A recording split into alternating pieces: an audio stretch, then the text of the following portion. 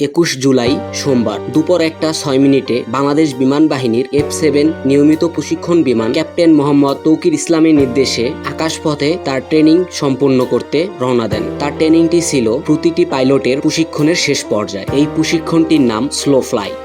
এই প্রশিক্ষণটি সম্পূর্ণ করতে পারলে তৌকির ইসলাম ফাইটার হিসেবে গণ্য হতেন। তার স্বপ্নই রয়ে গেল। সে বর্তমানে চলে গেছেন না ফেরার দেশে। F-7 প্রশিক্ষণ বিমানটি ছিল 1966 দশকের F-7 ফাইটার যুদ্ধ বিমান। ফাইটার প্লেনটিতে যান্ত্রিক ত্রুটি থাকার কারণে F-7 ফাইটার বিমানটিতে সমস্যা দেখা দেয়। তৌকির ইসলাম চেয়েছিলেন জনবহুল এলাকা থেকে নির্জন এলাকায় প্লেনটিকে ল্যান্ড করাতে। সে নিয়ন্ত্রণ হারিয়ে ফেলে। তৌকির ইসলাম চাইলেই পারত প্যারাশুটের মাধ্যমে তার জীবন রক্ষা করতে, কিন্তু সে শেষ পর্যন্ত চেষ্টা করেছেন, কারণ সে জানতো তার নিচে মাইলস্টোন স্কুলের অবস্থান। তার ইচ্ছা না থাকা সত্ত্বেও F-7 প্লেনটি মাইলস্টোন স্কুলের প্রাইমারি শাখায় বিমানটি ক্র্যাশ করে। সাধারণত 100 ডিগ্রি সেলসিয়াসে পানি টকবক করে ফুটতে থাকে। তার একটু পানি হাতে লাগাতে ফোসকা পড়ে যায়।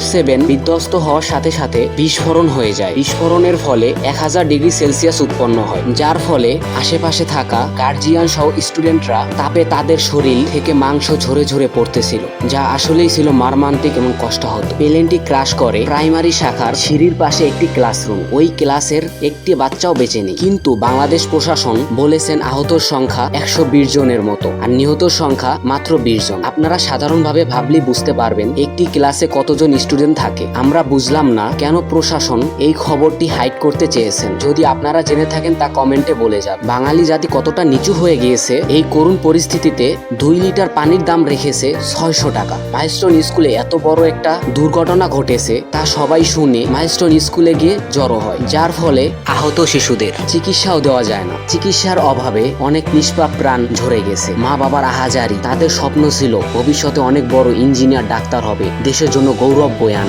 আজ তারা সবাই না ফেরার দেশে। ঝরে যেত না এই নিষ্পাপ শিশুদের প্রাণ যদি প্রশিক্ষণের জন্য একটি খোলা স্থানে প্রশিক্ষণ দেওয়া হতো? তাহলে কি আজ এই নিষ্পাপ প্রাণগুলো ঝরে পড়তো? বাংলাদেশ বাজেটের 11% বিমান বাহিনীতে প্রণয়ন করা হয়, তাহলে কেন 1966 শতকের যুদ্ধ বিমান দিয়ে প্রশিক্ষণ দেওয়া হবে? তারা কি পারবে এই নিষ্পাপ প্রাণগুলোকে ফিরিয়ে দিতে? তারা কি পারবে মা বাবার বুকে তাদের সন্তানদের ফিরিয়ে দিতে? বাবা, তুমি কি আমার স্কুল ব্যাগটা পেয়েছো? ভেতরে তো আমার প্রিয় ছবি ছিল তোমার সাথে। মা, আমাদের আর কোনোদিন হোমওয়ার্ক করতে হবে না। আজকে থেকে আমাদের ছুটি। তোমরা ভালো থেকো। যাই হোক, আপনারা এই নিষ্পাপ শিশুদের জন্য দোয়া করবেন। আজ এ পর্যন্তই। দেখা হবে অন্য কোনো ভিডিওতে। আল্লাহ হাফেজ।